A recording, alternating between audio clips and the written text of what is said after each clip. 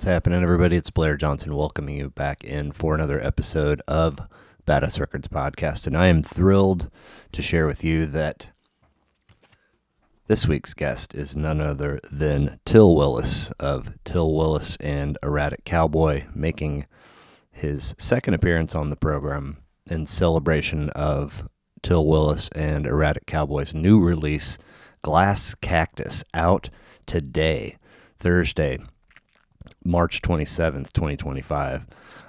You can find it at tilwillis.net or at tilwillis.bandcamp.com. It is available digitally on vinyl or on CD.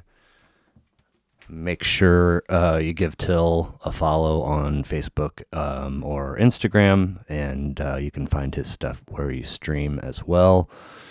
Til Willis and Erratic Cowboy have upcoming gigs, the first of which is Saturday, April 5th at Anti-Maze in Manhattan, Kansas, and the release show celebration of Glass Cactus is Saturday, April 12th at Lucia in Lawrence. Podcast episodes air Thursdays. Everything lives on the website, badassrecordspodcast.com. Keep tabs via the socials, which are Twitter and Instagram. And I need guests to keep this thing going. So if you want to do one of these or you have a recommendation, please drop me a line at badassrecordspodcast@gmail.com. Appreciate you stopping by. Hope you enjoy the show.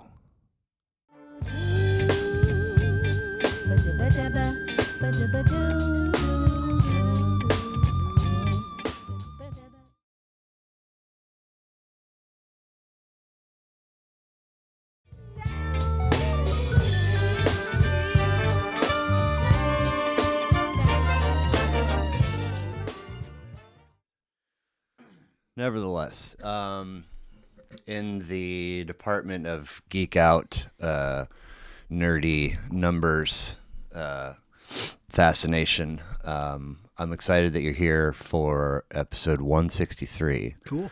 Badass Records Podcast. Welcome back, Til Willis. Thanks for having me. It has been 80 episodes on the nose since you were here. So episode 83, almost a year and a half ago. We chatted Tom Waits, Liz Phair, Bob Dylan, Ronnie Elliott, and Joe Henry. Yeah. And so welcome back, man. It's good to hear from you. Thank you. Before we get too deep into this, tilwillis.net plus Facebook, Bandcamp, Instagram, streaming sources. Oh, yeah. Anywhere you can stream it, many different projects of mine, from the solo records to stuff with the Erratic Cowboy to the Solo Hawk stuff. Solo Hawk. I totally forgot about the Solo Hawk. Yeah, and I can get into more of that here in a minute. Cool. Because one of these artists we're going to talk about today plays into that as well. Okay, fun. So we also, last time you were here, we talked prior to you heading out to Colorado for a summer's worth of gigs. Yeah. So we were talking, you went and did that, then you came and we sat down and did episode 83 after. I'm assuming you did it again this past summer. And I'll be doing it again this summer. Okay. And, going back out to Colorado, which is where I'm originally from, and spending the summers just doing solo performances, sometimes with Solo Hawk, but mostly just by myself. And, there's just a lot of good gigs to be had in the summer, and my daughter gets to have grandparent time. That's right. My parents are still there. And, so it's just always fun. And, it gets us out of the heat of Kansas. Right. Yeah. And puts you in some not only nicer weather, but some fantastic scenery. Oh, yeah. Ouray, Silverton. Yeah. Ouray sits right at about 8,000 feet up in the San Juan Mountains. Yeah. And so, beautiful. And then you have Front Range connections too, right? I do. Okay.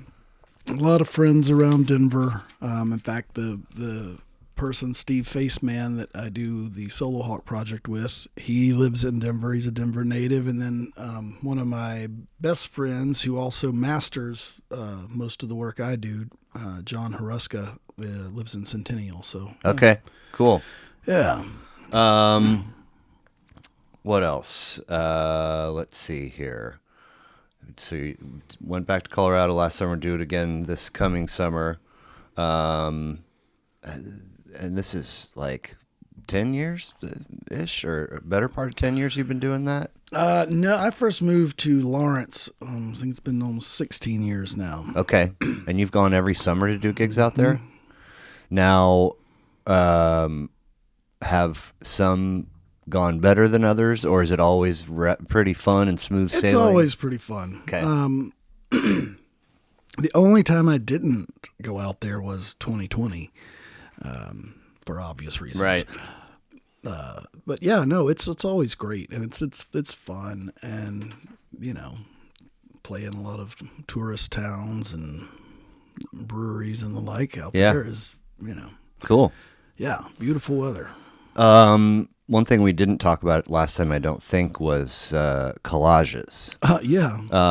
So I don't recall if we talked about it all or how much time we spent talking about it, but you create these digital pieces. I do digital collage work. I also am an abstract painter, and Okay. I've done the painting almost my entire life. The collage thing I really got into. I guess that would have been about 2020 or so. It's about 5 years doing that sort of thing. And it kind of became, I do try to do one almost every morning. Yeah. It's almost like a little morning meditation, and give myself 20, 30 minutes to do one. And, I go into them with no preconceived notions of what I'm going to do. It just kind of totally organic. Mm-hmm. Okay. And then it feels like I've not seen all of them. I've seen a decent amount of them, but it feels like they're pretty unique. Well, thank you. Yeah.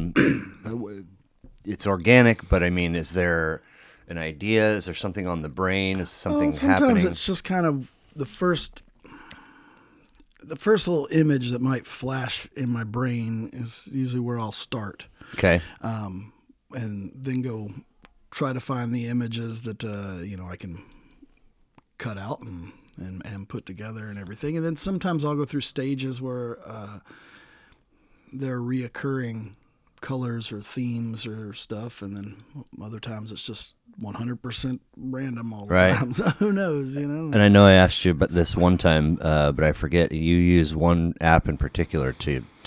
I use a couple of different ones. I use a couple of different ones. I use one called Photo Leap, is the main one. But then I also use one called PixArt, and then I've used Adobe for things as well. But mostly just things on my phone that I can kind of, while I'm sitting there having tea in the morning. Nice. So you have a new album coming out. I do. Glass Cactus, right? Glass Cactus. You reached out to me to talk about it here, which I am dorkishly proud to share. Thank you very much. So are you at a spot where you have a copy in your hands? I do have a copy. In fact, this is that's a collage of mine on the front. That is beautiful. And on the back. Where did those faces come from? I don't remember. Okay. I got in for a while. We were talking about themes that I can get into. I did a whole series of collages where I was taking these different bowls and making it kind of like the empty backside of the head, and then finding faces that I could put in there. Like that. So this was one that had been done that way, and I had another idea for the cover of the album, but usually when I'm trying to come up with an album cover, I take my time, and I want something to be striking enough that I think if I saw this across, a record store, just on the wall or something, that it would it draw me in? Right. That one for sure would me. And so I went through a few different ideas for the cover before I landed on this one. And I'm like, okay, that's the most striking one. Let's do that. And then this collage on the back, this inside piece, I took a break from collages a few years ago and was just doing charcoal drawings. Cool. And would post a new one of them. And at the end of all that drawing, I did a whole collage of all these charcoal drawings of mine. Oh, that's awesome. And so then that's set in with this other collage work here. Cool. Now, do you ever, is there ever anything that you, that you grab from the internet that somebody might wind up being like, that's mine? It's not come up. I try to stick with obviously that's a thing with collage art that can come up. Yeah. It hasn't happened yet. Obviously I'm not rolling in the dough from it. So, but I try to, with any given collage, there's a minimum of 8 to 9 images. Okay. There. Interesting. So that hopefully, one isn't so dominant that somebody would be like, well, hey, that's the bulk of what you just. I feel the same way about like samples in music. I wondered if you would say that, yeah. Because, I love it when it's just like a great sound collage. Like those like Public Enemy records are always great that way. But it's always disappointing to me when there's clearly, like, it's a good example here.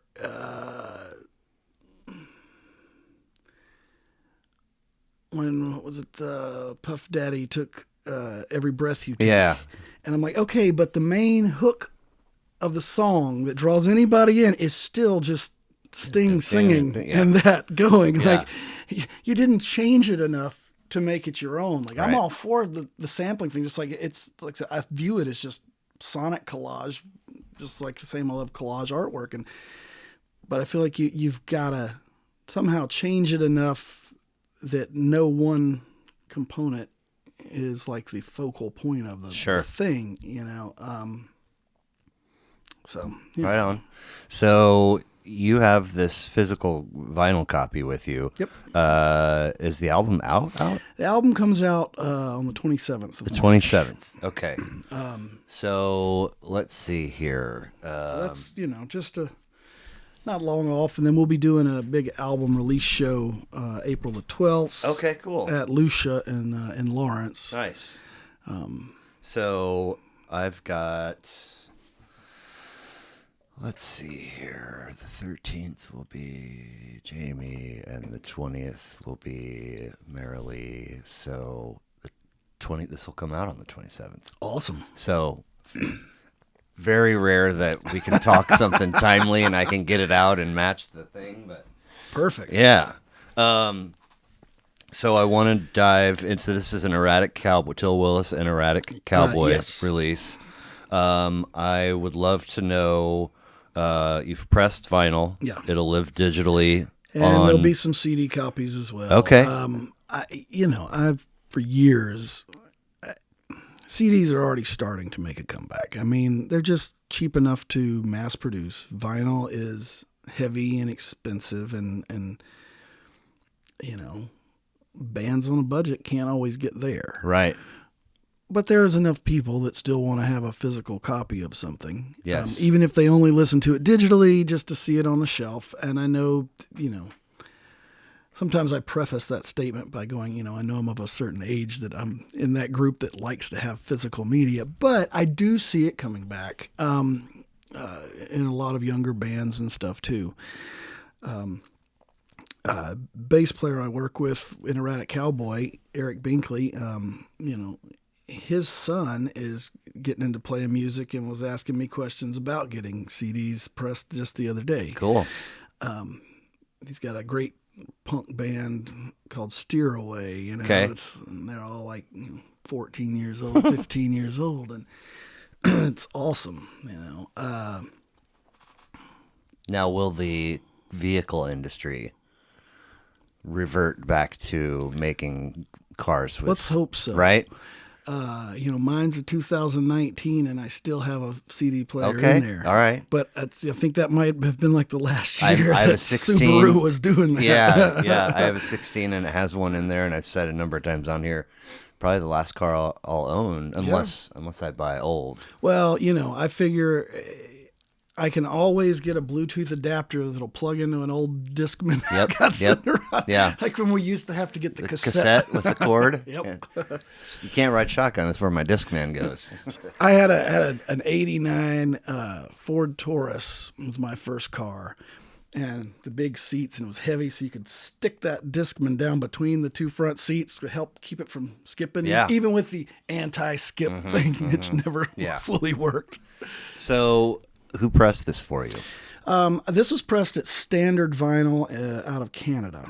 Wow. And how's that connection, or how did that connection be? I just, at the time, it was just looking around. They had great reviews. The U.S. dollar was going to go a little further in Canada, so it saved me a little money. Yeah. And,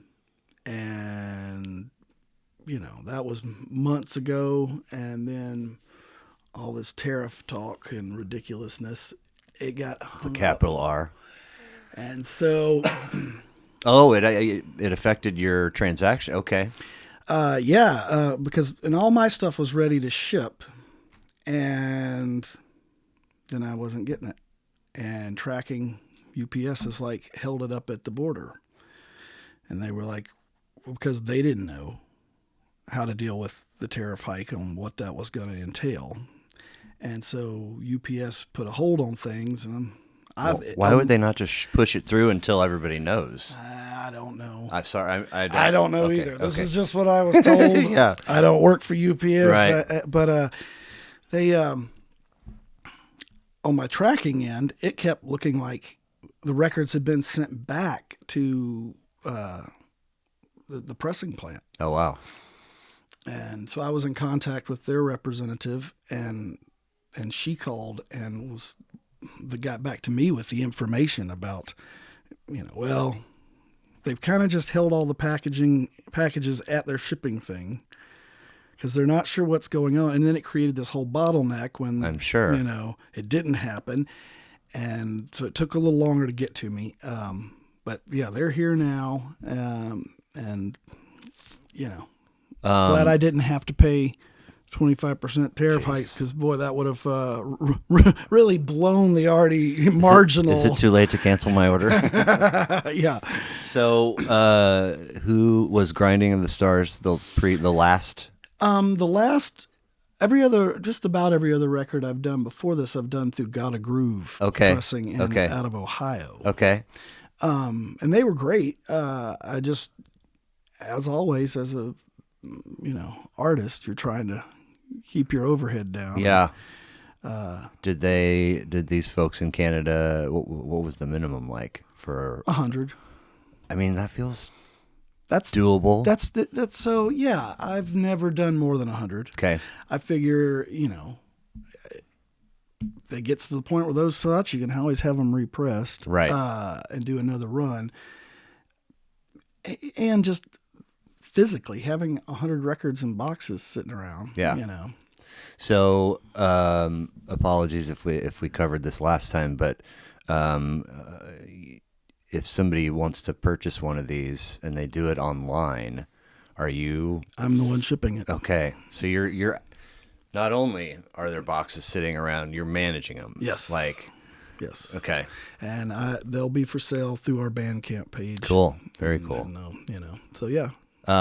So on the 27th, everything will be live. You can stream it. You can buy it. You can order a CD or a record. So if cool. they're listening to this podcast, they can immediately go. Very nice. Look up Glass Cactus by Til Willis and Erratic Cowboy.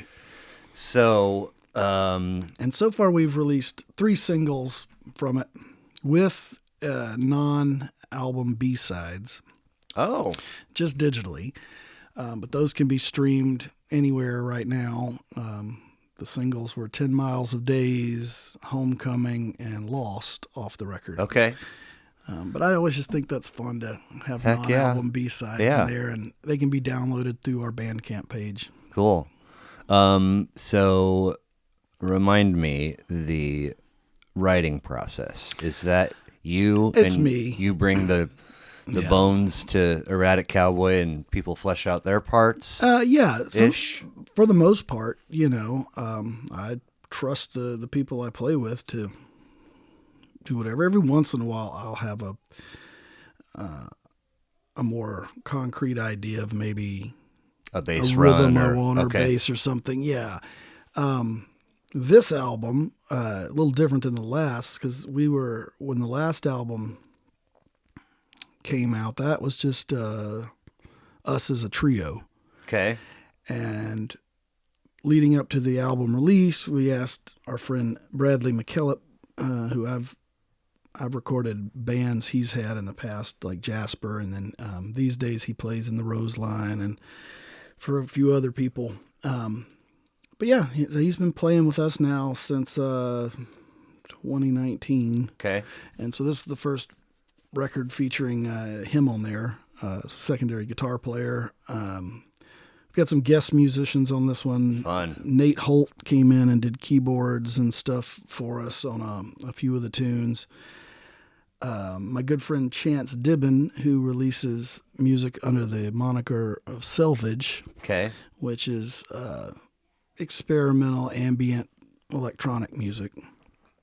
He contributed some sound manipulations to a few tracks on this where one of them I sent him a little bit of the guitar part that Brad played and said, just do whatever you want with this. Have fun with it. Send me back and I'm going to mix that in. And another one was, the other two he did, was having him play around with just some of the reverb sends. Like, okay, this is just the reverb that's coming off this track. Go in and do whatever. And so it created some nice textures with that. And like the last album, we recorded this at our drummer Austin Sinclair's barn in Tecumseh, Kansas, which is where we rehearsed there. Okay. Where is Tecumseh? It's in between Lawrence and Topeka. Okay.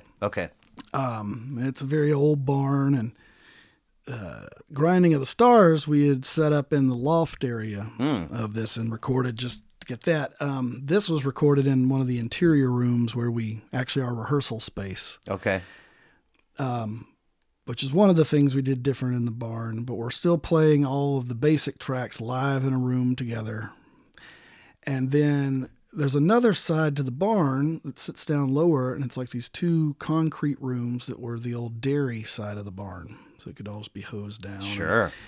I used that as the echo chamber. Oh, fun. For this. And that was fun, getting the speaker in there and figuring out where I wanted to put the mic to catch the reflection. It's like the longer room and the bigger room is what it worked better for like the full band tracks. Mm-hmm.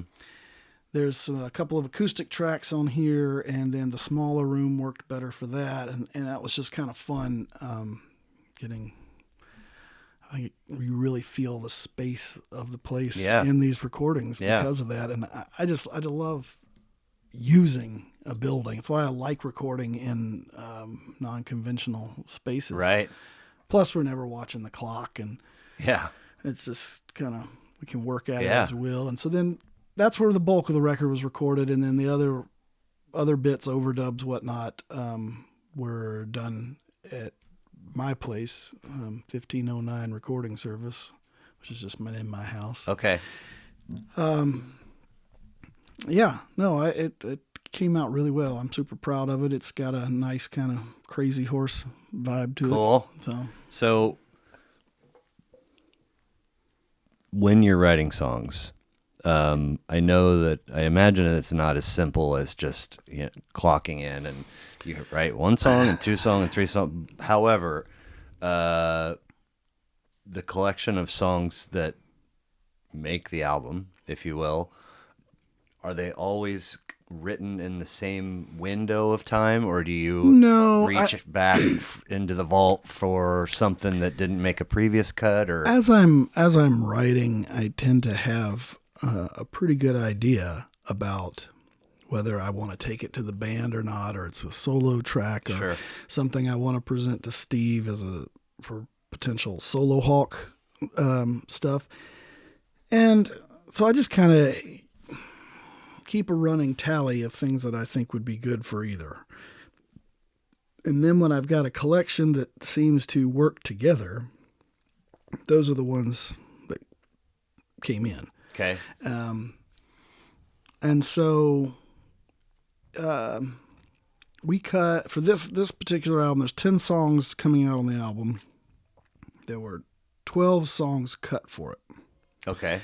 And because of the vinyl constraints, you know, and some of the songs got a little longer with some jams and stuff. It was like, well, I can't fit them all on a record. Gonna have to cut some down. And the 2 I decided to drop, just because it helped the overall flow of the record, but then those 2 became B-sides for some of the singles. And then for the last single that just came out, Lost, the B-side for that one is actually a song that Bradley McKillop wrote. And I had always loved it since we recorded it for his old band Jasper years ago. And he doesn't really sing any of his songs anymore, which is a shame. They're all so good. But the song Hudson, I was like, well, I did my own arrangement of it and had him play on that. So that one's just he and I. But yeah, no, when I'm writing, I've got a pretty good idea where it wants to live. And at any given time, I've got a bunch. I've got about 13 or 14 songs set aside for a new solo album that I hope to start in the fall. And then I've got probably 10 new Erratic Cowboy songs in the works. And Solo Hawk is working on a new album as well. Cool. I've got 8 tracks recorded for that already, and hopefully this spring we'll get together again to finish the other, 4 or 5 we have for it. Nice. So the selection of tracks that make the record, the song titles, the running time, those aren't, you can make all of those decisions on your own and nobody's feathers are ruffled. Everybody's cool with it. No, I mean, from the get-go, it was always kind of, financially, I'm the one on the hook for everything and all that. So, as they say, paying the cost to be the boss. Right. But no, they're also just a great bunch of guys who, obviously trust my instincts to go about it. So.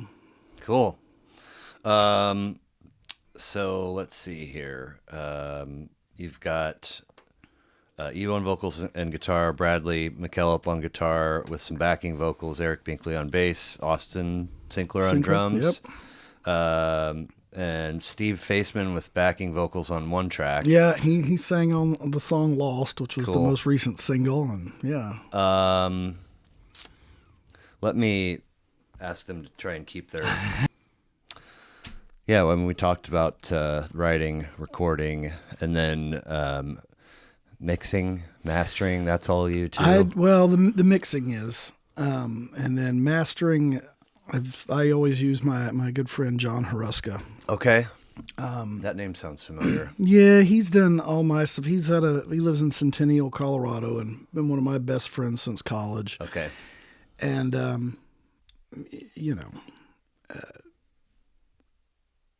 he uses a same recording DAW that I do, and so we can bounce whole sessions back and forth, and we've got such a good working relationship that even when people other bands come to record with me, I always give them the option, like, well, I know a good mastering engineer.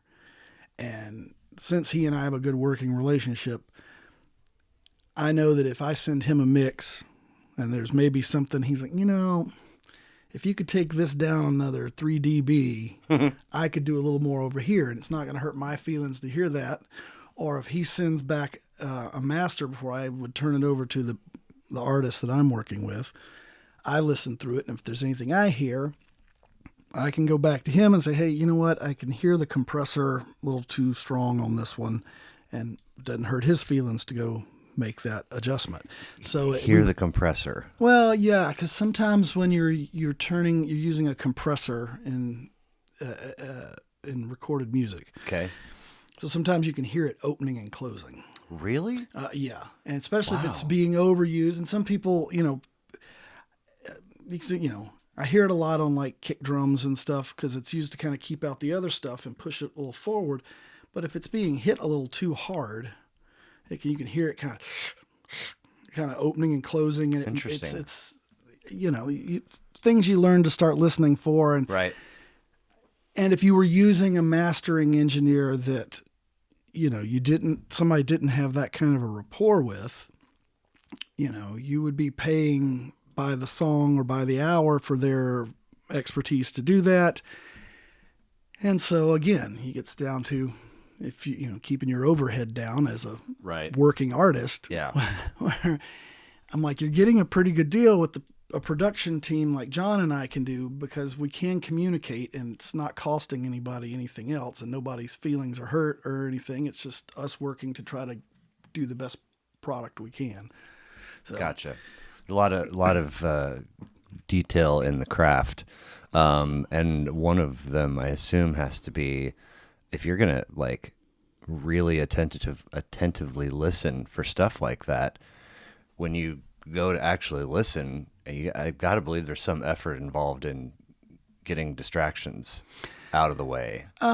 Yeah. Or is it like you get good at it with reps, or? It's like, it's a little bit of all of that. Okay. John, several years ago, decided to shift the focus of his studio kind of away from recording and more into just doing mastering. And he's a very detail-oriented person. And it's what makes him good as a mastering artist, because John doesn't mind spending hours and hours on this minutia. I'm more of a big picture person. Right. I don't have the patience to sit there forever working on the minutia. But you can still hear stuff. Oh yeah. Well, and you just kind of, compressed. you learn to hear things, and he's really guided me in knowing how to talk about those things instead of like, trying to describe it like, I'm hearing this sucking sound in there, or this sounds like this. And he's like, oh, well, that's this doing its job too much or not enough, or, so. Right. Very cool. So Glass Cactus, Til Willis, and Erratic Cowboy, available March 27th, digitally, on vinyl, CD. Mm-hmm. You've got solo stuff, Erratic Cowboy stuff, and Solo Hawk stuff. Yes. To, as they say in post-game interviews, we're going to enjoy this one tonight, and then tomorrow's focused on the next. Like, you'll enjoy it for a minute, and then you're right back to the grind? Or? No, I mean, I'm kind of always just working. Yeah. It's just how I am. I can also mention that I've got another project called Concrete Cedars that I play percussion in, and it's a completely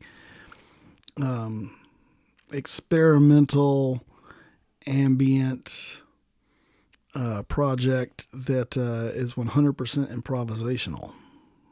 Wow. And we've released a few albums that way, and that's been kind of fun. Nice. Yeah, out of nowhere we had a DJ in Canada that started liking it and playing it on a radio show. Oh, really? And we were Okay. like, oh man, because it's me, it's Bradley McKillop, and then Chance Dibben doing that. And that's Canadian ties run deep. I suppose we're gonna have to put together a Canadian tour. Right.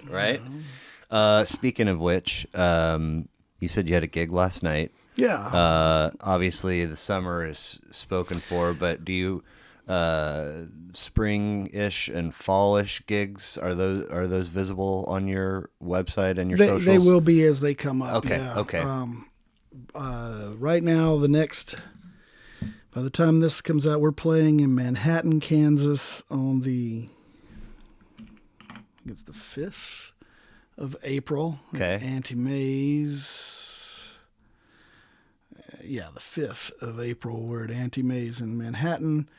The full band, Til Willis and Erratic Cowboy, and then our Lawrence album release show is April the 12th at Lucia in Lawrence. Okay. Best place for folks to keep tabs on important dates. If they hit, my website, tilwillis.net, that's got links back to Facebook and Instagram and Blue Sky and stuff. Right on. The old Blue Sky. Yeah. Nice. So you also wanted to talk about a few other records. Well, since we always talk about other records. Right? Well, so... if this is this is episode 163, I'm at least right now, and for a good little bit, I take 10 off of that 163, and I've had, roughly 153 folks come through. Some folks come back for a second time. Sometimes there's an easy, I don't want to say reason, but, if somebody's like a super fan of artist X, Sure. Come talk. We'll run through their whole discography. Or if I've got a little Taylor Swift series, I've got a Wu-Tang series that I'm still trying to keep or get off the ground. So I was sort of like, I sent you this message like, what should we talk about it? And you had it. You solved the problem. Well, for me. I know that I think last time we discussed, potentially like Tom Waits or Bob Dylan type discussions we could have, but no, I decided this time to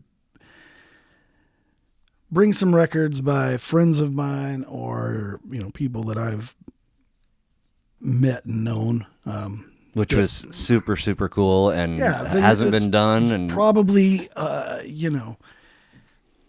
I don't think any of these have been mentioned on your show. No, not at all. I just like to, I think if we can roll through them in release order.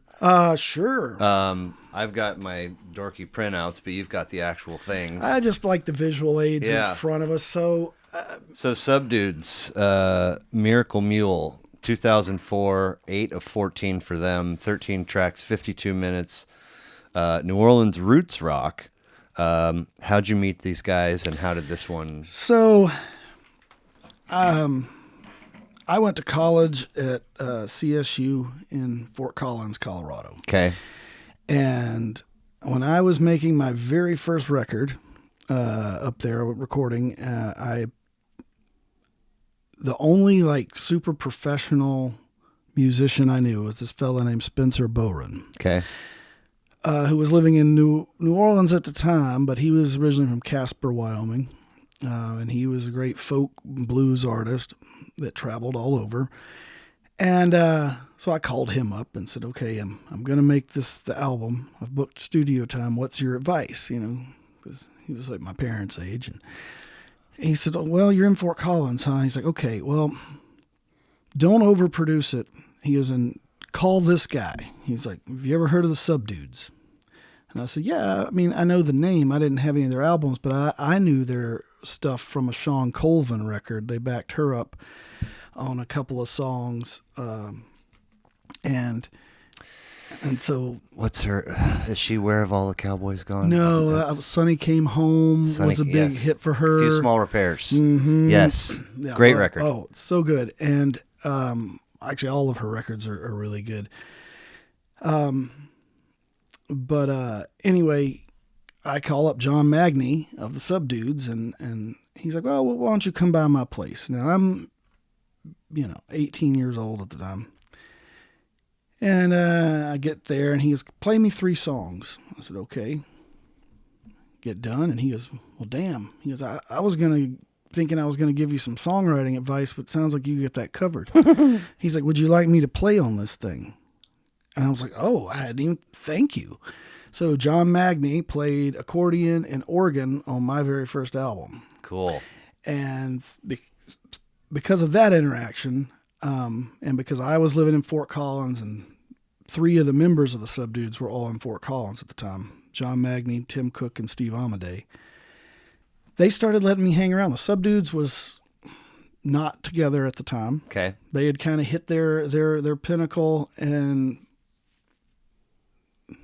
common reasons bands break up. Yep. They broke up. Yep. And so they had a band at the time called the Three Twins, the 3 of them. And they would let me hang out and learn just by hanging with them. And that was just invaluable to me.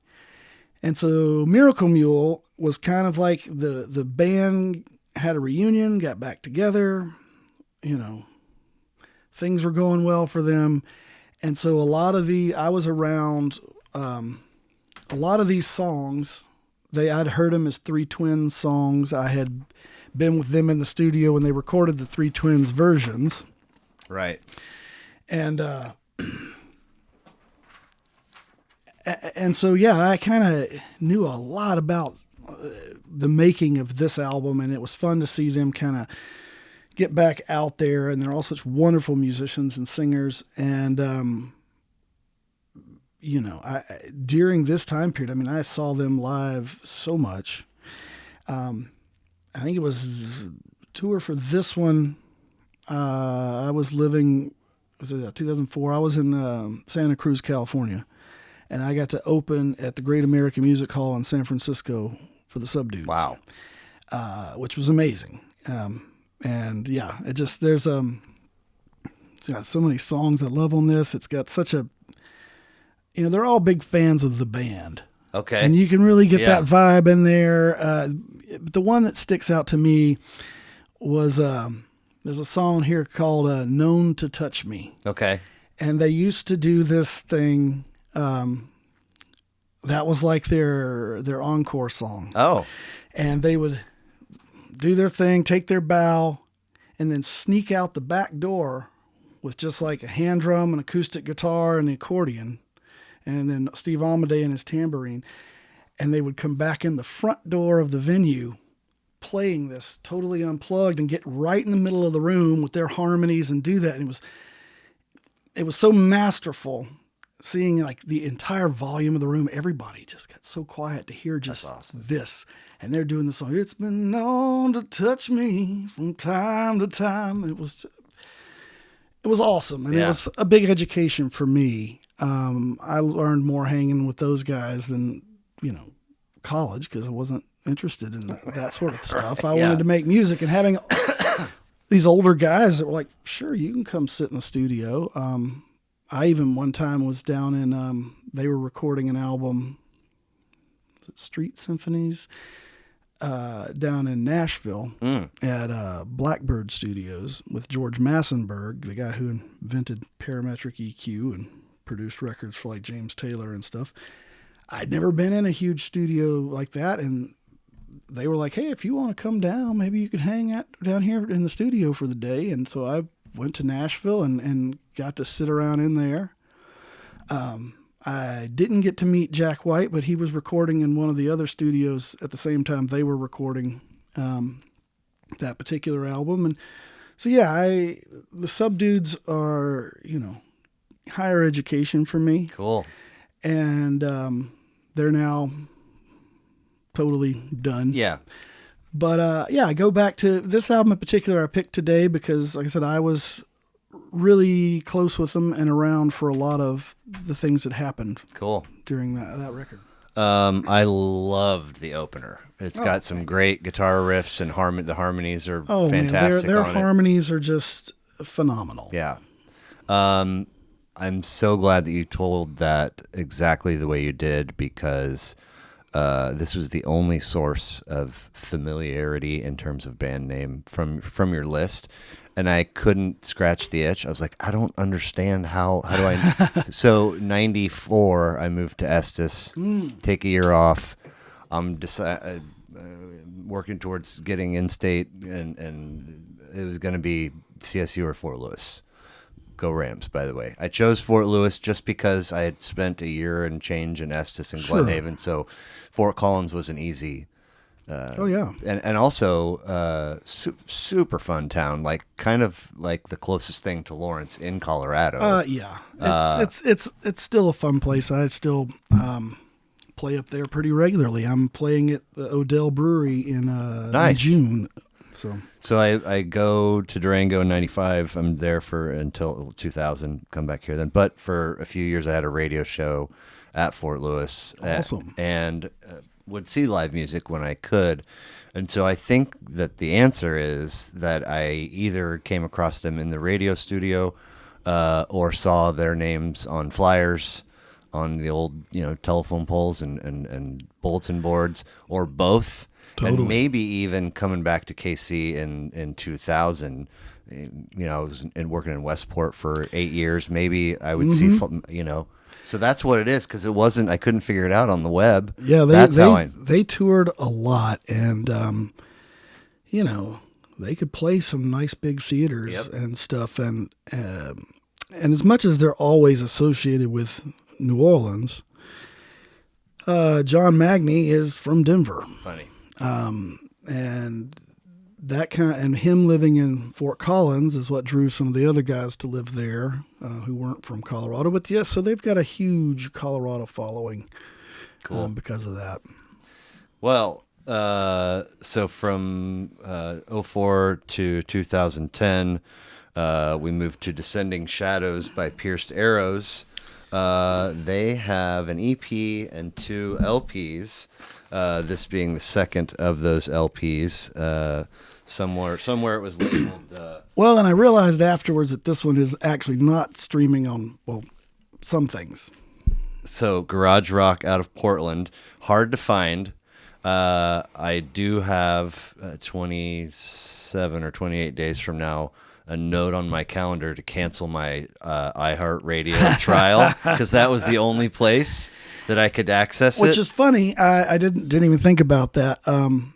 So there is some of their other. I think the other album of theirs is streaming. Oh, it's everywhere. It's interesting, and part of that is that I can't remember if they did a lot of self-released stuff. So Fred Cole is like my rock and roll hero. Fred Cole started playing in bands in the 60s. Okay. I mean, he was touring with groups, the Seeds and all kinds of things back then. And as the 70s came in, and he just fell in love with the punk thing, got tired, apparently, of bass players quitting on him. Oh, wow. So he teaches his wife to play bass. Nice. He would record the records in their home, sometimes straight to acetate cutters. He had like this old cutter, and there's a great documentary. Because the band they had first, before Pierced Arrows, was Dead Moon. Yep. And most people came to Dead Moon when Pearl Jam covered the song It's Okay. Okay. And which was a Dead Moon song, and a great one. And anyway, so they had Dead Moon, and they would record all their stuff and just tour the heck out of it. I never got to see them as Dead Moon, and then after the documentary came out and the old drummer Andrew Loomis left the band, got a new drummer and changed the name to Pierced Arrows. Okay.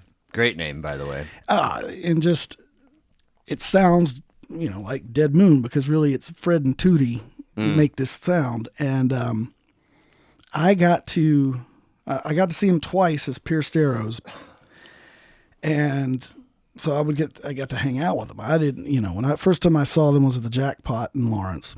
I don't even know that venue. It's gone now. Okay.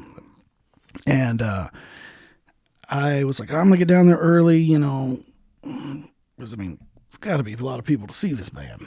And I get there, and I'm having a beer at the bar, and Fred Cole walks in the back door of the place, dressed in the exact same clothes he was wearing in this documentary that had come out years before. And I jumped up and was like, hey, can I help you load some gear in? He's like, oh, thanks, it'd be great. And so I went out to their van and helped them load the gear in. And, the bill was stacked with some pretty heavy-hitting local bands. And the place did get packed. And then the place cleared out by the time Pierced Arrows took the stage. Really? Don't know why. But I would say, there was only about 25, 30% of the crowd left to see them. Okay. But because I helped them load in, Fred and I just sat there trading off who went to get the next pitcher of beer on the side of the stage. Nice. and talking. And which, like I said, it's just great. I'm meeting a hero, and he was so hard of hearing by that point. I remember some of the equipment that came in from the van were these 2 milk crates, and he stacked them up right next to him and moved the entire monitor up on top of it so it would be even closer, and then told the sound guy to just keep turning it up. He's like, I can't hear a damn thing. Right. His years of rock and roll. Yeah. And very little earplug oh, protection. No. And he had this long hair, and he had his hat on. And as I was getting ready for the show and listening back to these albums, it came back to remember the 2 times I got to hang with him and sit there and drinking and waiting for them to go on stage, and him being hard of hearing, and we're in a club with other music going, had to lean in so close to talk to him that my face was getting his hair. And I was remembering how, his hair, the smell of his hair was, the combination of cigarettes and shampoo that, it was just kind of interesting to have to get appeal right there. Have to get that close to a hero that, right, it's like, but yeah, this was their last album, and the road takes its toll on a lot of people. Yep. And especially people that have been as DIY as Fred and Tootie Cole. And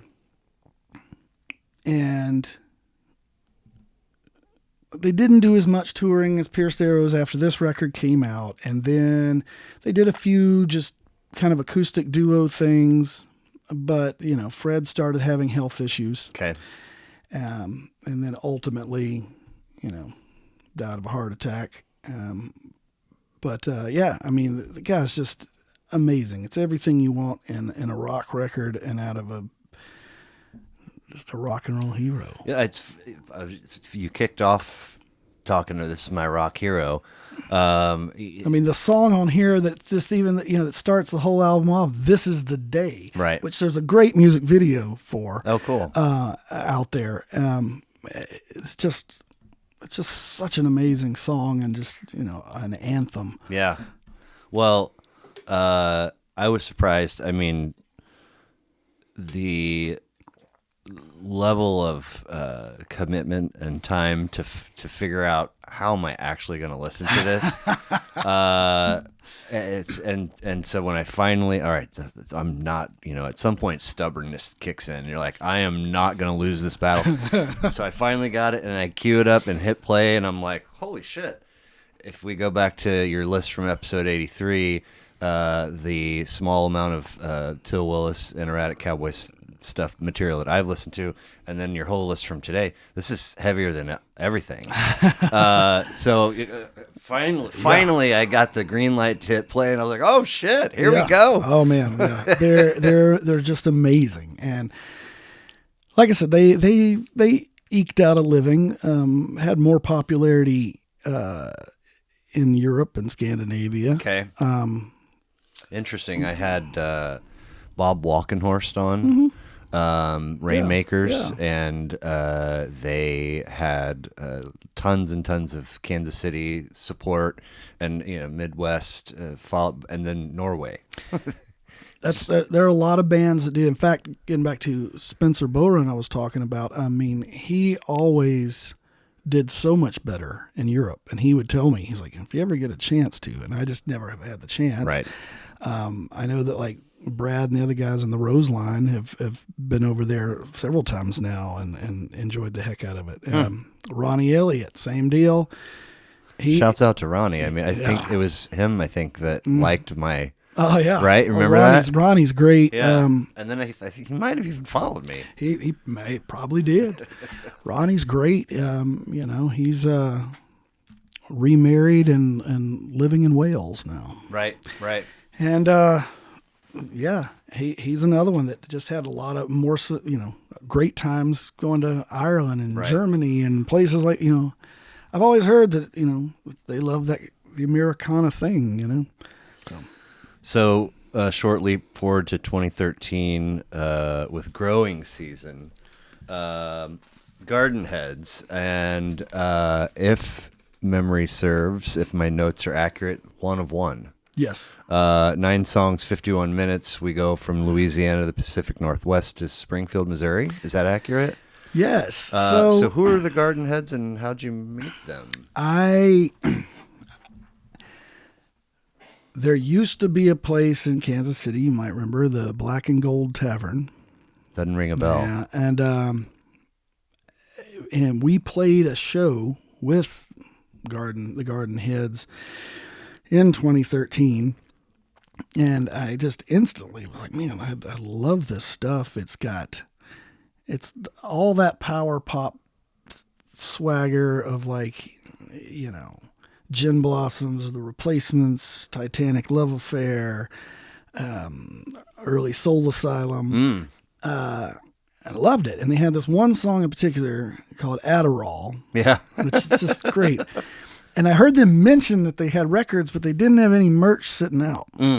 And so after the show, they're outside smoking cigarettes, and I walk up and I'm like, so you mentioned you had a record. I'd like to buy one. And they kind of looked at me like, huh. And then one of them goes, I think there's copies in the van. Let me go look. Comes back and says, $10. It's yours. I said, it's yeah, I love this record. It is so good, you know. Like, just Adderall is probably my favorite on there, but then the Dishwashers Union, great song. Just great songs and a great feel. And yeah, they never did much more that I ever found, and I never saw them play again. And like, that was my one interaction with them, but I love this record. That's so great that you had the wherewithal to say, no, I want it now. Yeah. Here's my $10. I liked the groove in Starlings and Sparrows. Oh, yeah. Real good energy in Every Town. And I dug Silent Spring quite a bit too. It's just a great record start to finish. You know. It was fun for sure. And then 3 years forward with Wild and Hunting, Faceman. Yep. Right? At first I was like, I keep pulling up this, what looks like a movie poster. This can't be the right thing. But Steve Faceman, who I do the Solo Hawk project with. He, this is his band that's, you know, they've been together, I think, a year or two longer than I've had Erratic Cowboy. Okay. He commissioned this painting on the front. It's gorgeous. Oh, it's amazing. And I think this is, I mean, I love all their stuff, but particularly this record, I think is a high water mark for them. Okay. Let's see. Fourth of Four, from 2016, 10 tracks, 40-ish minutes. Are they still? Yeah. Okay. In fact, you know, they've got working on a new album as we speak. Right on. And in fact, how Solo Hawk started was I was visiting with Steve in Denver, and he's like, I got all these new songs that don't really fit with the band, and maybe it's time for me to just split the band up and do something else. And I'm like, don't do that. You guys are one of my favorite bands. Make another band. I was like, just come bring those songs to Lawrence and I'll record them and it'll be your solo album. And he's like, oh, okay. Well, then he came and we did the first Solo Hawk record thinking he didn't want to put it under his own name. So his dad back in the 70s had this nickname of Hawk. And so he's like, we'll do Solo Hawk, and we'll put it together as one word. And, you know, but I did so much on that record, and we liked singing together and writing together that, it became a duo instead of a solo project for him. How many Solo Hawk albums? There are only two full albums. We did a whole bunch of singles and EPs in 2020. Okay. We decided to write and record and release one every month of the pandemic till it was over, thinking we'd only have to do a couple, and we did it the rest of 2020. Right. But yeah, this Wild and Hunting, I mean, I love the song Father Time that kicks off the whole record. Yes. I mean, the whole record is just is just great start to finish, but it highlights if Steve had a theme song, it would be the track he wrote, Yes, Life is the Party. Go put that song on right now. It'll be the most life-affirming thing you've done today. And it is totally his theme song and encapsulates his personality so well. Nice. You mentioned Denver. So Rock Trio, then their little quote, Denver Rock Trio with a unique, soulful indie rock sound that has been explained as a blend between Lou Reed, Modest Mouse, and Neil Young. Yeah. And I mean, I know I made the movie poster comment, but I mean, it looks like production-wise, I mean, it just looks wildly professional. Like no, stops were pulled, and that's Steve likes to go all out, and he he's done elaborate staging. One time after watching the faux documentary about the megalodon, the giant shark. Oh yeah. Steve had a friend of his who does theater design create a life-size megalodon head that we could put on the stage and he could perform inside of. And I went out and played shows with him when that happened, me and the band, and so we got to play in the shark head as well. Oh, funny. And the shark head is featured in their music video for Wild and Hunting. Okay. And they burned it at the end. Oh, wow.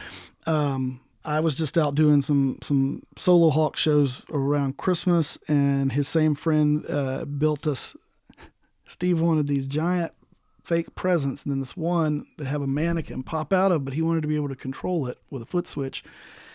So he could randomly set it off as we're playing these gigs, and he had his kids go in and like draw this face on it and glue a Santa hat. It was pretty creepy. Yeah. And, more than one time it scared somebody. I was just going to say, like, yeah, or somebody on stage if they didn't know. Oh, man, yeah. No, so Steve enjoys going all out like that. So I really there's a million things that are impressive about this, but you've got the bears walking on the frozen snow, and then a scuba diver coming up out of the water right there to where the bears are. Then there's wolves on his other side. And there's the shark. And the shark, which, I mean, I don't know how much...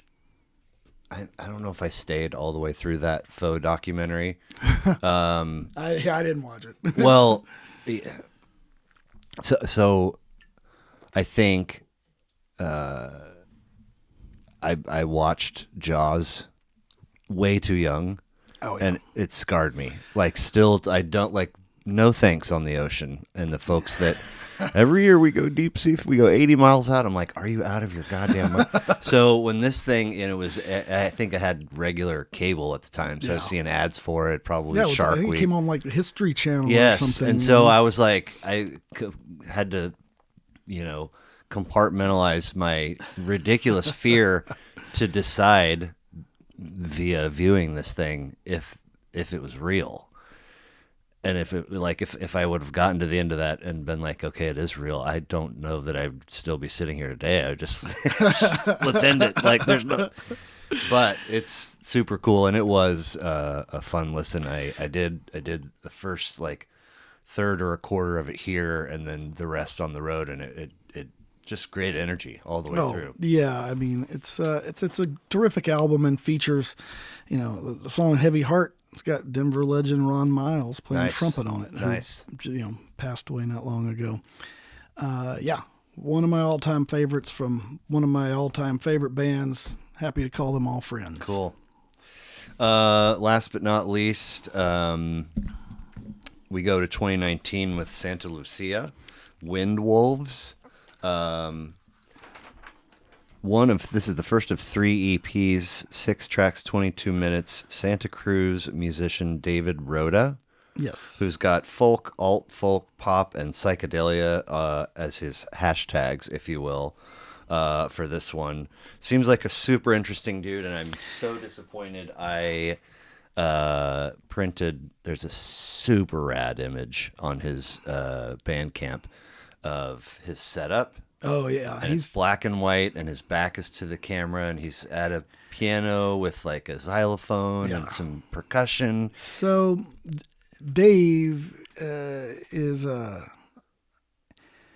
I met him in 2003. Okay. I had been living off and on in Santa Cruz for a while, and decided I was going to record an album out there. And I did it at this place called Ear to the Ground, which was in Ben Lomond. And the guy who ran that studio and the engineer was Will Shanks.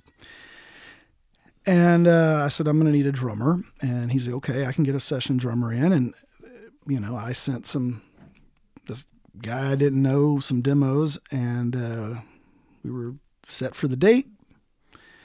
The week of the scheduled recording session, Will calls me up and says, that guy can't make it. Oh. He's like, there's another guy who's a much better musician and drummer. He's like, he's been one of my best friends since the 8th grade. And I think he might do it for you if you go by and talk to him. And so he gives me Dave's number.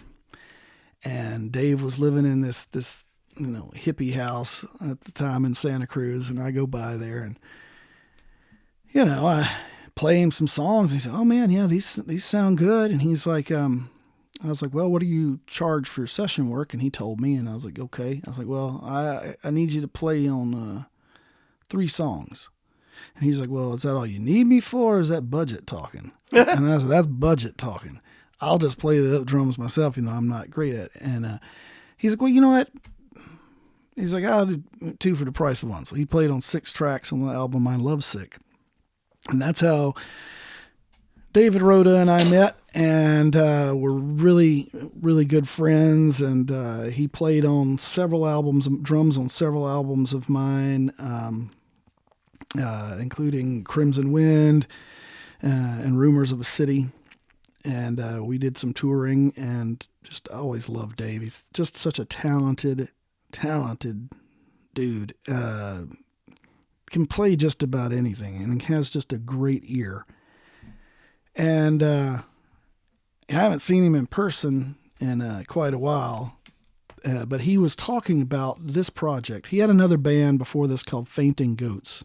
Okay. Which was more kind of like Camper Van Beethoven, Guided by Voices type pop rock band. But he was talking about doing a solo thing, and I still have a old home-burned CD of demos for a lot of the songs that ended up on this EP. Oh, really? Going back to 2004. Okay. And like the song Escalona is one of my favorites he's ever written. And Dave and I wrote some songs together too. And yeah, so he finally gets this put out, and I just absolutely love it. I mean, it's so Dave's personality in every way, shape, and form. And so he works a day job for Universal Audio. Oh. And Will Shanks, his good friend, is pretty high up at that company too, and works. So he got Dave a job there when he needed it. And anyway, this album comes out, and because it's Universal Audio, for anybody that doesn't know, I mean, high-end recording equipment, they get lots of famous people stopping by to have things repaired or want to buy directly. And Dave is a huge Grateful Dead fan. Okay. I'm not. I can appreciate it. Not my thing. But anyway, this album had come out, and then it finds out that Bob Weir is going to be stopping by Universal Audio. And Dave's like, might be a little cheesy, but I'm going to hand him one of these. So he gets a copy of this CD in Bob Weir's hand. He's like, it was so cool to meet a hero of mine and give him something I had made. Totally unasked for, unsolicited, unprompted. 2 weeks later, on his personal Facebook accounts, Bob Weir publishes a review of this as one of the best things he's heard in a long time, and just as this glowing review. And I mean, I read it. Dave sent it to me, and I mean, he was just beaming. Like, I mean, how could you not if a hero of yours gives you such a glowing review? And just the California pop elements of this are just so infectious and wonderful. Nice. You know, so. Do me a favor. Sure. If you don't already know it, somewhere in the 2016, 2018 window, Bob put out a record called Blue Mountain. I don't know it. It is wonderful. And the story of it, he like went up to Wyoming and was like hanging around with a bunch of like, you know, pardon my terminology here, but cowpoke folks and just like rancher dude and like Sure, like sitting around kind of writing songs around the campfire and being in that life and you know, talks about how like this is how we humans sure. kind of started writing songs in the first place, and we're really far removed. Oh, sure. So it was really cool to go back to it. I just threw it in my listening queue. So. Awesome. It's not even Grateful Dead adjacent, and I love the Dead. I love a lot of studio Dead, and have definitely spent some time listening to live Dead. This is its own brand, and if you don't like it, no big deal. But I'm glad it's I'll in check your it queue. out. I own a lot of Grateful Dead records. Okay. My godfather still is a big fan, but he gave me his vinyl collection years ago, and in it he's like, okay, he's like, I know you're not a fan, but you have to take these, and don't ever get rid of them. So I'm like, okay. So yeah, and I've listened to it. It's just some things are you know, I like better than others. Do you like American Beauty? I like some of the stuff on there. Really? You know, and then I had a college roommate who just wore me out with Working Man's Dead. Mostly, they're one of those bands that I feel like it's their fans that drive me away more than anything. That's fair. So Working Man's Dead. I'm sorry, American Beauty, and then Terrapin Station. Well, and I kind of liked some of the stuff on Mars Hotel. Mars Hotel. You know, Like Unbroken Chain. Yeah. Do you know Terrapin Station? Do you have that one? I don't have that one, but I know of it. It was a drummer I worked with one time that was way into it. And like I said, Dave was a huge fan. But yeah. I mean, there's some cool just tracks on Terrapin, but the second half is a big suite. And if you've never thrown the cans on and at least listened to that, sure. Lady with a Fan and Terrapin, I'm pretty sure it's all of side 2 or side B. Sure. And no diss to the first half of the record. There's a couple tracks that I like on the first half of that record too, but it's wild. Did you ever listen to that true crime podcast, Dead and Gone? No. So that was all about people that the first season is mostly about one particular murder that took place in a Grateful Dead camp, but this is all Grateful Dead adjacent crimes. There's 2 seasons of it out there. Wow, really? Yeah. Holy smokes. Yeah. I mean, you know, the band's not on there or anything because this is just about the crimes that took place around it. But it was an interesting listen. I mean, because clearly this is a traveling community that it, you know, things went down in that. Yeah. Yeah. I mean, he like interesting dude vibes oozing off of this record. Yeah, Wind Wolves is great, and the other 2 EPs are just fabulous, and I understand he's working on another one now. And you said he has recorded some stuff that you have put out. He's played on some stuff. Yeah. Now is that just he did it on his end and sent it to you digitally? No, I was living out there. Oh, okay. Back then, gotcha. I was living out there, and when we recorded, 2 albums with at Ear to the Ground Studios. Right. With his friend Will. That was Lovesick and Crimson Wind. Okay. And then later there was an album called Rumors of a City that was recorded in a bunch of different spots. But we were on tour. We recorded part of it. Dave was with me playing drums in Memphis at Willie Mitchell's Royal studio there where Al Green cut stuff. We cut some stuff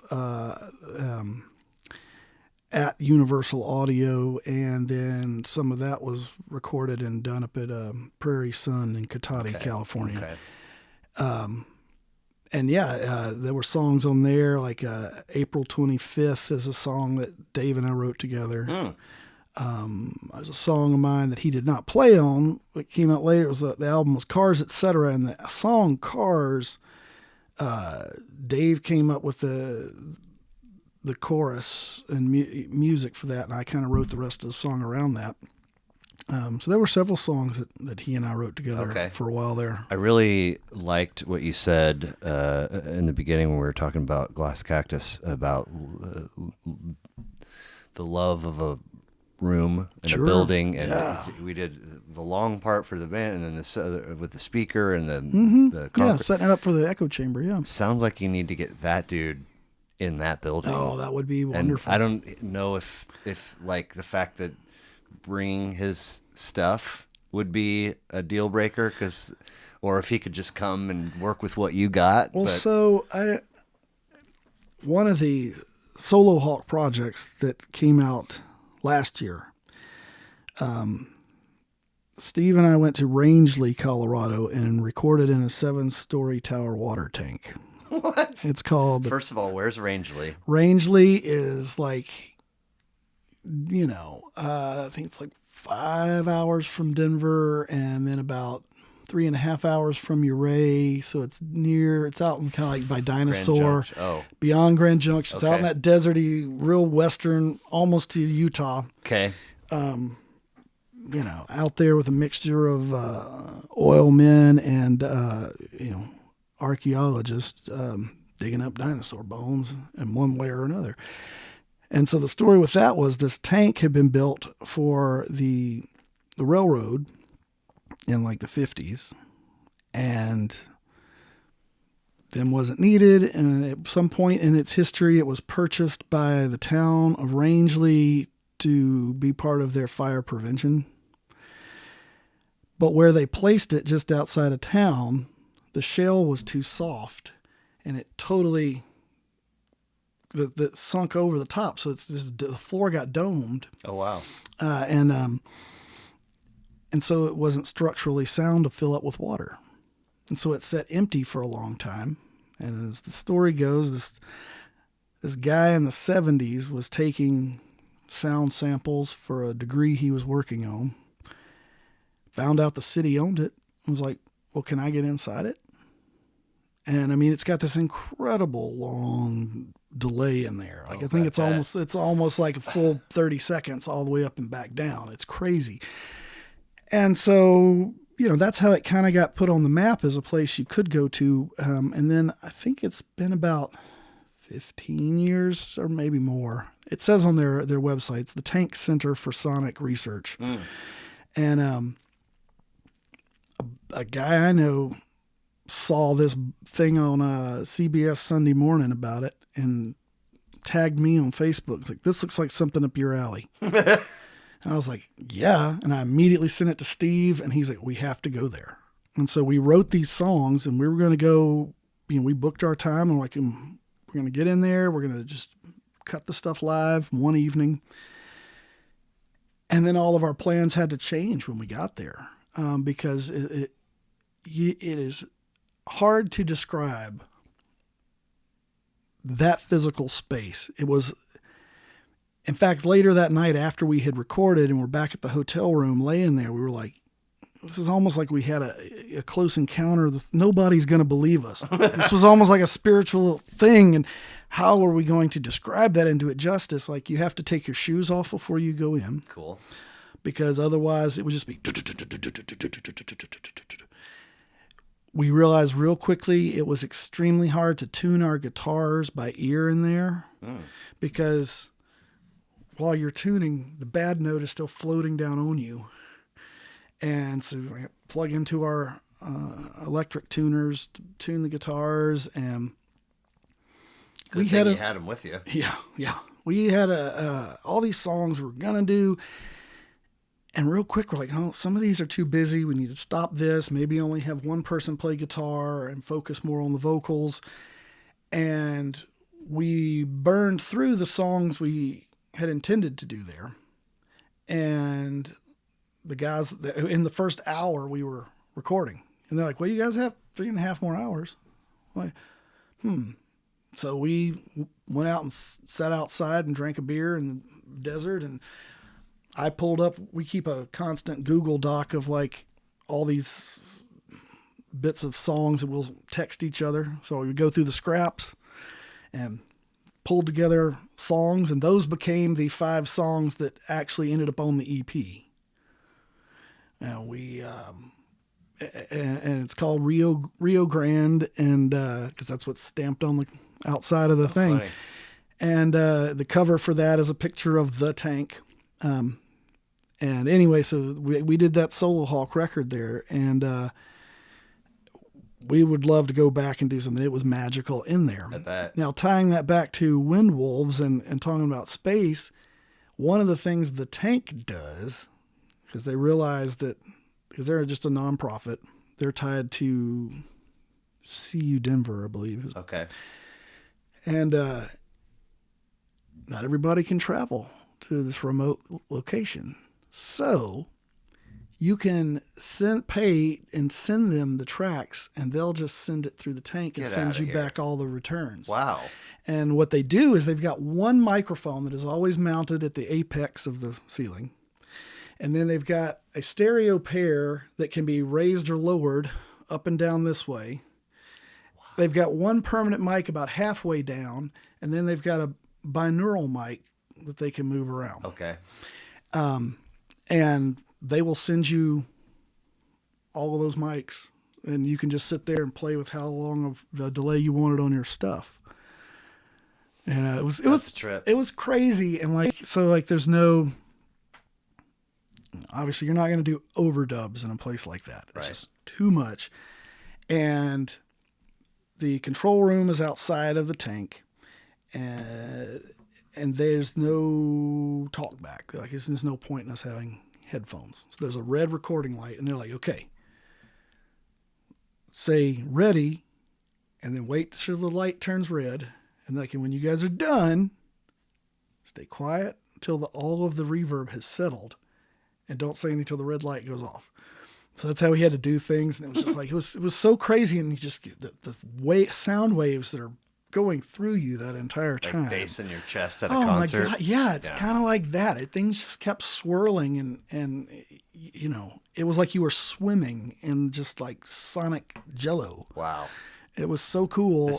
But yeah, anybody could take advantage, and that's kind of how they keep the place going. This EP is a Solo Hawk project? Solo Hawk Rio Grande. Remind me, does everything live on one band? No, Solo Hawk is on a different Bandcamp page. Bandcamp. And there's a different website, solohawkmusic.com. Okay. And yeah, we've got a... But Solo Til Willis and Erratic Cowboy are together? Yep. Okay. Yep. Okay. Wow. That's a trip. Yeah. So everything that you have recorded has been live together. Nobody's ever No, I've done albums differently. Over the years. Because sometimes people say, okay, we did the drums first, and then such and such comes in. I've done it all kinds of different ways. It just with Erratic Cowboy or with Solo Hawk, to get our basics down and keep that energy, it feels really good. You know, it's just the last 2 Erratic Cowboy albums we've cut, you know, kind of live in the room, and then did a few overdubs. But you know, it's just a great way. You know, you're committing to an idea, right? And that is going to force your hand in other decisions down the road. because which is okay. Which is fine. Yeah. If as long as you're okay with living with it.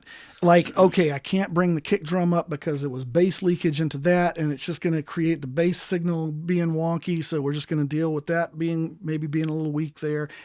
And then running all of that through the echo chamber that we created in the dairy side of the barn. That's another decision that is going to make other decisions for you. Sure.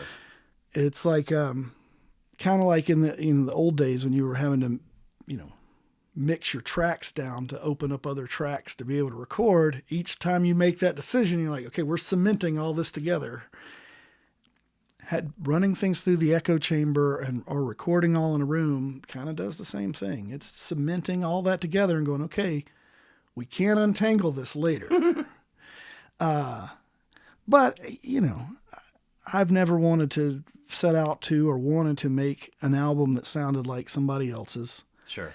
I hate it when people are like, it has to be done professionally. I'm like, what do you mean by that? I've got records on my shelf that I love that were recorded on just a 2-track tape recorder in somebody's basement that the tape hisses horrible. And there's some of those Guided by Voices records that I'm like, I still love them. Right. Doesn't stop me.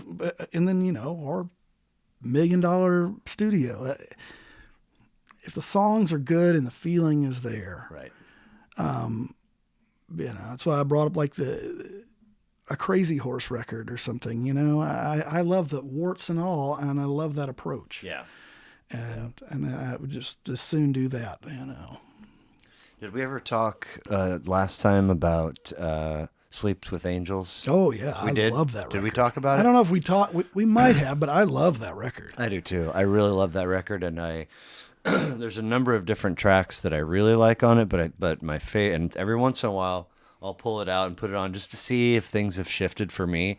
But Change Your Mind is still, and I feel like you get an amp chord plug in and some and then and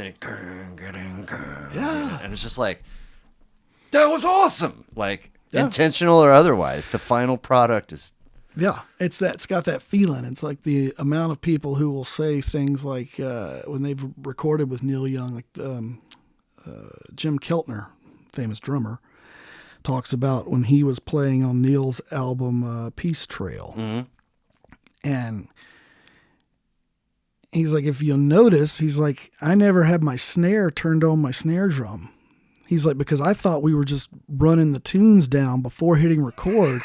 And Neil had it recorded, so it's just me. I didn't even know the songs. This is me first take, just first time hearing them. And Neil goes, "That's great."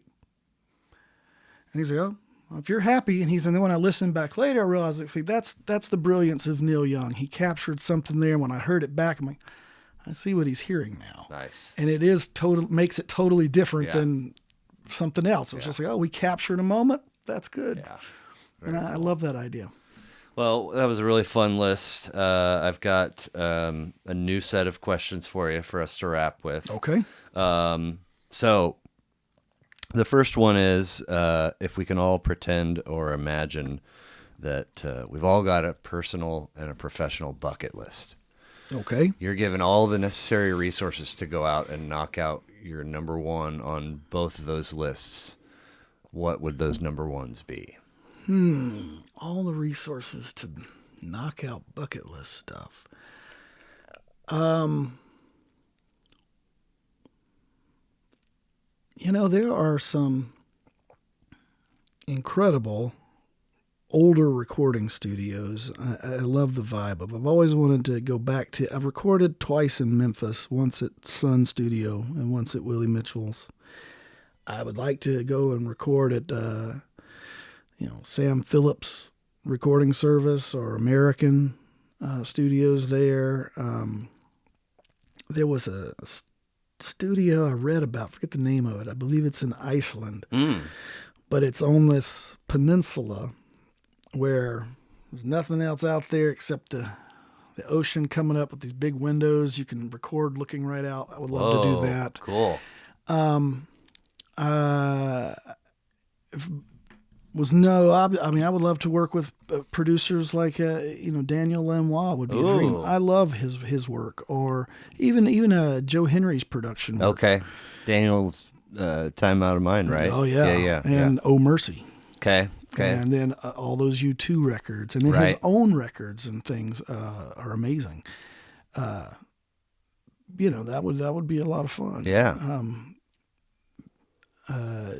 Mostly though, just I think having the resources to be able to fly in friends and things like that, just to work with again, like Dave Rhoda or whatnot, and be like, hey, if I fly you out for the weekend, can you do that? That would be amazing. Yeah. Cool. So yeah. Great answer. So,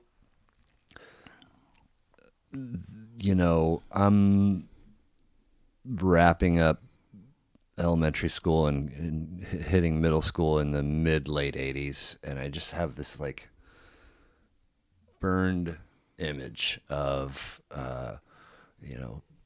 social studies and history textbooks, and so Sure. here inside this big thick book, here's American history distilled, from 13 colonies and all the way up to present day then. Okay. And that would have been like the end of the Carter administration and the beginning of the Reagan administration, some Cold War, and then it's just end because they print and here's so it's been that burned image, that memory is 40 years old now. If we kind of look at 85 and here we are in 2025, so the publishers, they haven't put out a new book since then, but now they're gonna but they're not gonna expand the amount of space to distill American history. So they've got to shrink the stuff that's already in there to make room for these most recent 40 years, and they've got to mix those tracks down. They've tagged you to give 3 significant happenings from 85 to 2025. What 3 are you gonna pick? And that beginning, like I said, it's like 13 colonies and Washington and Lincoln and Civil War and JFK's assassination, blah blah blah. That's all contained in the initial piece, and then the new piece to summarize 85 to 2025. You got to come up with 3 things.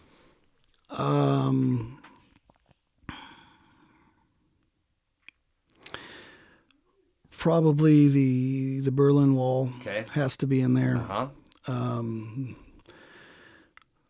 The fall of the Soviet Union. Okay. Are you going 1, 2, or are you lumping those together? I'm just kind of saying what comes to my mind as I'm kind of rolling through things, just because those were such big cultural events, not just for the people in those countries, but just everywhere. Yeah. I remember watching that footage of the Berlin Wall. I was home from school sick that day, and I was watching The Price is Right, and it got preempted. That's all. I mean, we didn't have many choices back then to watch. And dude, that show ends when you're homesick, and then it's soap operas for hours. And every other channel was soap operas while that was on. So you were like, I guess I'm gonna watch this. And of course, that was the big news, and interrupted with that, and watching that happen. Those are huge cultural strides that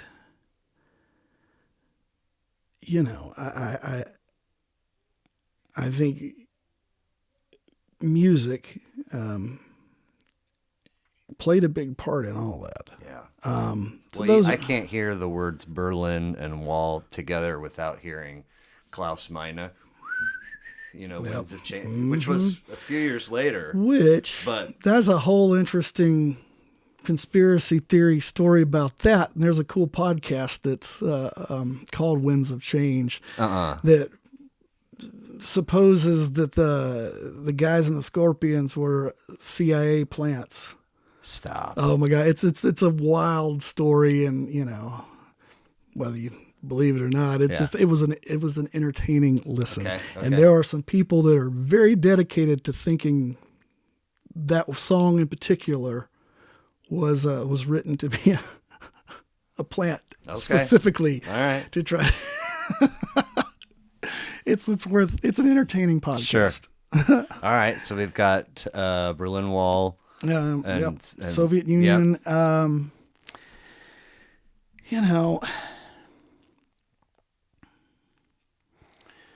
think for me the other thing that starts, I guess then you've got to do the 9/11 thing. Absolutely.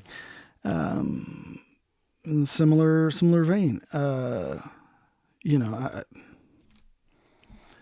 I that morning, I was I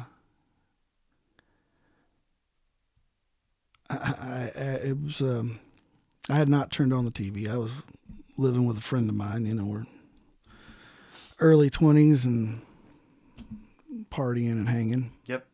And I called up somebody I was supposed to hang with that day and see what she was doing, and she's like, "Well, I'm watching the news." I'm like, "Well, what's up?" She tells me, turn it on. I'm like, oh, damn. It didn't stop my mission that day was getting a ride or going up to the record store in Grand Junction, Colorado, because I was obviously still in Uray when 9/11 happened, to get Bob Dylan's new album, Love and Theft. Okay. Great album. Oh, fabulous. And so, I went up there and got that and was listening to that. And I mean, Dylan records are always kind of like a postcard. Like when you get it, he's already down the road. Mm-hmm. And he has an uncanny way of having records where things sound like, how did he know this was going to happen? I mean, and you've got lyrics in there like, sky full of fire and pain pouring down. There's nothing you can sell me. I'll see you around. And you're like, oh, geez. So, I would pick probably those three are pretty big ones to touch on in that kind of, middle school, high school textbook. Yeah. We're going to condense it all down and not get into the specifics of why any of these things happened or the repercussions. Just the highlights. It's just the highlights reel at 11. That's right. I'll throw in the internet. Oh yeah. And then that's the thing. I guess I should have asked where you want to be if we were focusing, on what side of culture. My brain went with just kind of big historical events. Okay, yeah. But you could go that direction with internet, AIDS, drugs. That changed the landscape too, and just which slice of it are we going to take here? The only other thing I'll say is, and I suppose on some level, every generation can look back and say a similar version, but like political stuff right now. I know we're in it, and that's not fair, but it feels like sure does. It has never been like this before. It sure does. And I'm not, that's just what it feels like. It does. I in my brain, I think of, I watched a great documentary the other night called Lowndes County and the Road to Black Power. And it was about Lowndes County, Alabama, which is kind of in between Selma and Montgomery. And because it was such a rural area, and at the time was 80% black, but all white-controlled land, really. And the Student Nonviolent Coalition goes in to try to help, introduce civil rights. And it was so tough in Lowndes County that even Martin Luther King Jr. was like, I'm not sure what we can do here. Shit. We kind of got to focus on the bigger cities to start the change there. But you had like Stokely Carmichael going, no, we're going to do this here. And so they started running African-American candidates for public office, school board, sheriff, county assessor. And at the time, on the Alabama law books, you could have a completely independent party run that didn't have to be tied to the Democrats or the Republicans. So they formed their party, and the emblem they took was the Black Panther. And anyway, and that ultimately, some of them ended up going to Oakland, and that was the start of the Black Panther Party and that emblem. Wow. But what I was getting to the point was that one of the women who was one of the biggest organizers who affected the change there in Lowndes County, who's obviously in her 80s now, says at the very end of this documentary, she's like, we thought we were fighting for freedom, and that freedom looked like us being able to live like white folks lived. She said, we never stopped once to think we were integrating ourselves into a house that was already on fire. And I'm like, whoa, I mean, yes, times right now seem historical. I'm like, there's, so many reasons to be fighting, but recognizing there are people like that to them, this isn't their first defeat. Right. It won't be the last. Yeah. And they're still here and still going after it. And the realization that just because we're just now seeing the house on fire, there are people that have known it's been on fire and trying to say that for a long time. That's a good point. I always hated that saying,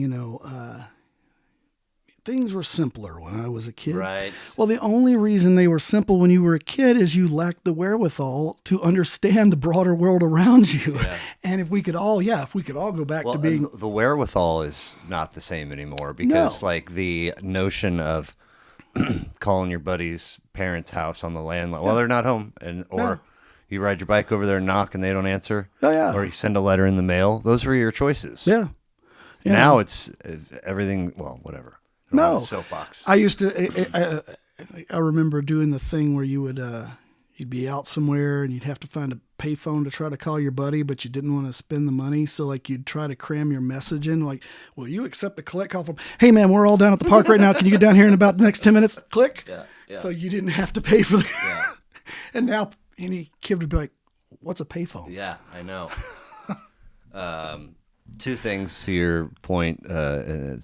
First is in the same vein of Berlin Wall and Winds of Change, but I can't hear the words Black and Panther and not go, I'm sorry I started a fight in the middle of your Black Panther.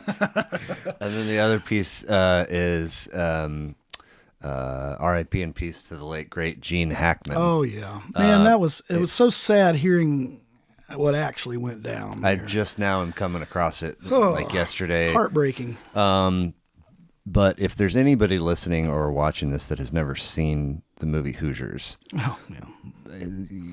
arguably the best sports movie of all time. Now, that man's list of great movies.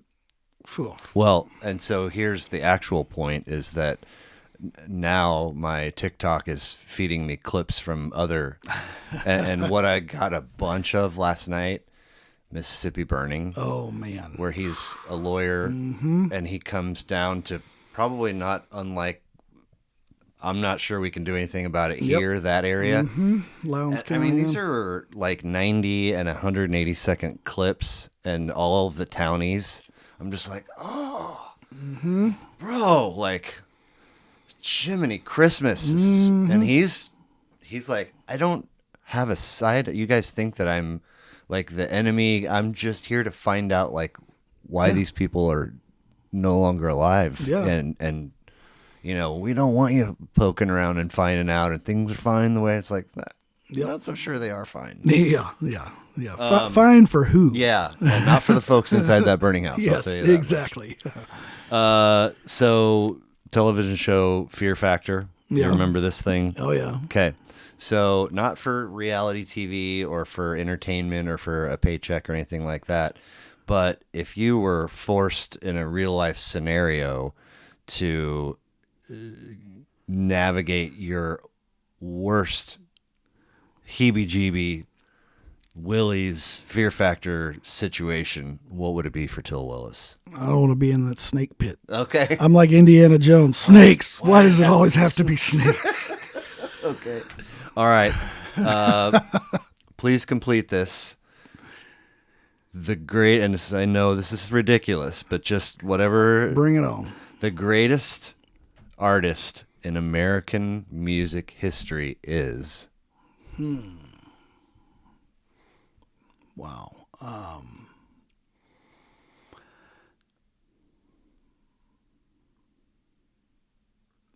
That's a tough one.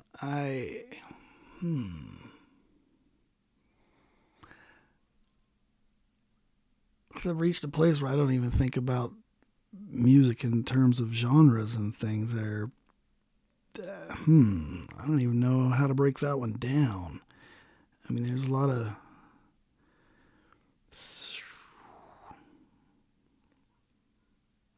single most important. Yeah. I mean, obviously, it's wanting to, my brain wants to pick just my favorites, but I'm thinking about importance. American artist? Yeah. Okay. Band, solo, whatever the American born in the music field.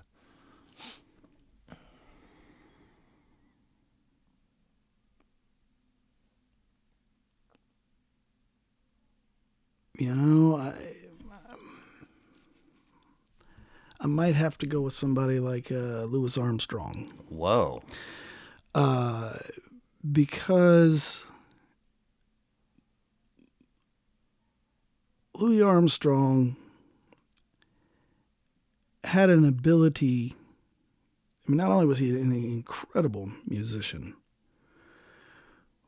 but he understood what it would take to open the doors that he opened. And there's a reason he became a cultural ambassador and all that, and opened the door for so many people. And because of him and his popularity, we got to hear more black music, and that changed everything. I love that answer. Episode 33, my buddy Adam Wilkie, who lives in Perry, Kansas. You know where this is? He is a jazz guitarist. He's gigged for years. He did a decade and change in St. Louis, but he's been in Perry for a few years now. He gave me a list of 15 jazz records for his, and we BS'd to, Sure, kick things off, but I think at the end of the day, it was every bit of 4 hours, the episode. And when we wrapped, he was like, that went long. And I was like, you gave me 15 minutes. But point being, there were so many gems on that list. Oh. But where I stubbed my toe the hardest was finding out. And I mean, you never know until somebody teaches you or points you in the right direction. Sure. But I only had What a Wonderful World in my Louis vault of knowledge. I mean, I'm telling you, it was almost as if page after page, scroll after scroll, I was going, what? There's I believe it's in the Ken Burns jazz thing, and it's I can't remember who was telling the story. Younger, well, much younger than Louis would have been, and but was doing a gig with him in his later years, and he's like, the drummer telling this story says, I was, feeling my black power. We don't have to, do the dancing and fetching. And he's like, and Louis came out. He's like, I always thought it was just such a show for the white audience with the big smile, and he's just so nice. And he goes, so we're rehearsing, and he goes, I, being young and arrogant, said to him, why do you still do that? You don't have to come out here and put that smile on. And he said Louis turned around and just dressed him down. Good for him. Like, how dare you? I know exactly what I've done to be here, and because of me, you're sitting in that chair. He's like, I kicked down enough doors. This is just who I am now. Right? Why are you hating on my authentic joy? Yeah, you know, it reminds me of at my first job. I worked at a grocery store and made sandwiches, stocked shelves, ran the register, and I was 12. And the owner came up to me. I didn't know he was there, but, you know, I was being a surly 12-year-old ringing somebody up at a store. Yeah. The person walked out and he came over to me and he said, what the hell was that? He said, anybody that comes in here, he's like, you say, how are you today? Thank you. Have a nice day. He goes, and you put a smile on your goddamn face. And he goes, I don't care what your day is like. As soon as you clock in, put a smile on your face and walk out here. And he's like, I'll tell you what, he's like, the more you get used to doing that, it's going to make you feel better and you're not going to be in a mood. But it's because he's like, sometimes you got to force yourself. Right. And it was great advice. I'd never had an adult speak to me like that, you know, that was just like, oh. And, you know, I still take that to heart, that it's like you're playing a part when you leave your house. Yeah. Whether you were stepping onto a stage or going to your office, you know, everybody puts on their uniform and does their thing. And it's an act. You're putting it on. You're some are more genuine about it than others. And if you pick aspects of your character you're portraying that are close enough to who you are, then it seems more authentic. Right. But it's part of just learning, being around people, interacting with society. Yeah. I mean, affecting society in a positive way. Mm-hmm. Fake it till you make it. Right. Okay. You're given, this is last but not least, you're given the opportunity to ask the almighty being, the creator of humankind, what the afterlife actually looks like, and you don't like the answer. Do you go to bed that night and wake up that next morning determined to live your life differently, or do you proceed as normal? I'm shown the afterlife, and I don't like what I see. Well, I still can't do anything to avoid getting there. Right. Like the great Hank Williams said, you know, I'll never get out of this world alive. Right. You know, I guess I just keep proceeding how I'm going to go because, I mean, the snowball's going to hit the bottom of the mountain eventually. Right. You know? Right. Well, great answers. Glass Cactus, distill all of the awesomeness of it for us, please. Glass Cactus, I think all the songs have a wonderful arc to them. That it is definitely one that I feel works well. It's like you're getting on a train ride with I Had an Army. And then where you get off the train with Natural Law at the end of it is a very different place. And you saw some interesting things along the way. I like that. So Glass Cactus, Til Willis and Erratic Cowboy, March 27th. Yes. Digital, streaming, vinyl, and CD copies are available. Will be available for purchase on your Bandcamp, which is it's tilwillis.bandcamp.com or tilwillis.net. Tilwillis.net, and then you've also got Facebook, Instagram, the streaming platforms, and I think that's it. Any other plugs? I think we've covered a lot. Okay. Is there anything that you had hoped that we would cover that we didn't? Nope. I think we dotted every I and crossed every T. Excellent. Well, I appreciate you sharing Thanks a chunk. for having me. This is always fun coming on here. I appreciate it, man. I often speak, mostly when asked, about the, what keeps the thing going. And 99.99, most folks, it feels like, that come and sit in that chair for a little bit of time with me say, unprompted, that they have enjoyed it. Yeah. So, I mean, that really is a lot of the fuel, right? Oh yeah. But for somebody to be like, yo, can I come back on doing? Hell yeah, you can. Oh, yeah. Unless your first episode was a snooze fest.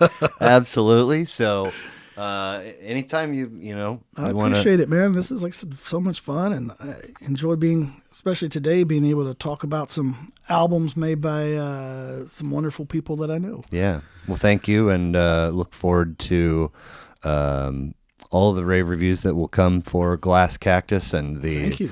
the fact that you're going to have to run to the payphone and order that second pressing of 100. And we'll talk to you soon, man. Yeah. Thanks so much.